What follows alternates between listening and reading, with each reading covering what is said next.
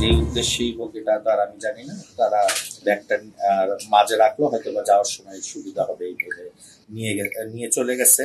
পরে আমি তারা যে কার্ডগুলি ভিজিটিং কার্ড দিয়ে গিয়েছিল তাদের সাথে যোগাযোগ করি যে আমার এই ব্যাগটা পাওয়া যাচ্ছে না, কিন্তু সিসি ক্যামেরার ফুটেজে ধরা পড়েছে যে আপনাদের সাথে আগত একজনই এটা নিয়ে গেছে।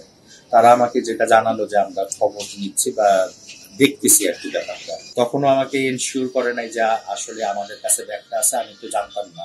কাজে আমি আমার ব্যাগের সম্পর্কে একটু, যেহেতু গুরুত্বপূর্ণ কিছু অফিসিয়াল ডকুমেন্ট আছে, আমার বাসায় যাওয়ার, কোয়ার্টারে যাওয়ার চাবি, আমার ঢাকার বাসার চাবি, কিছু টাকা ছিল ব্যাগে, সবকিছু নিয়ে আমি একটু চিন্তিত হয়ে পড়ায় আমি সরাসরি এসপি মহোদয়কে ফোন দিই। এসপি মহোদয়ের পরামর্শক্রমে আমি থানায় এজাহার দায়ের করি। মিসিং কত টাকা, আমি বাসার থেকে আসার সময় আমার এটা মান্থলি খরচ, মানে সারা মাসের খরচ, আমার হেল্পিং হ্যান্ড থাকে, 2-3টা আমার ডিপিএস চালাতে হয়, সবকিছু পেমেন্ট এই জায়গা থেকে করতে হয়, তো প্রায় লাখ খানেক টাকা আমার কাছে নিয়ে আসার কথা ছিল।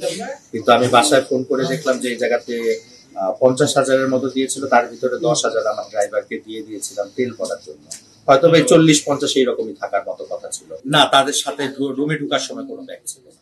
যে লোক ব্যাগ নিয়ে গেছে সে আমার রুমে যখন এন্ট্রি করে, কারণ আমার সিসি ক্যামেরার ফুটেজে এন্ট্রি এক্সিট সবটাই দেখা যায়, তারা এন্ট্রির সময় তার কার্ডে কোনো ব্যাগ ছিল না।